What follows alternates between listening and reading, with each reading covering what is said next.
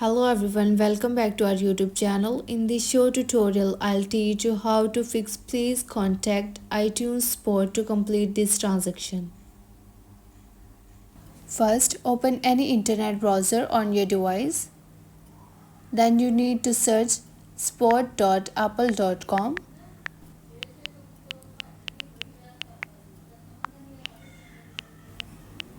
Wait for a few seconds because it takes some time. And from here, select your device. Now, scroll down to find Get Support.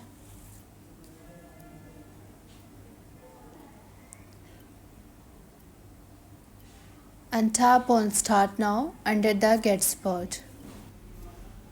Wait for few seconds. Then scroll down and tap on More. Now scroll down to find iTunes Store. This is iTunes option. Tap on it. On the next page, you can see Continue button. Tap on it. Wait for few seconds. After that, you have to find Contact option. This is Contact option. Tap on it. Now two contacts will appear on your screen.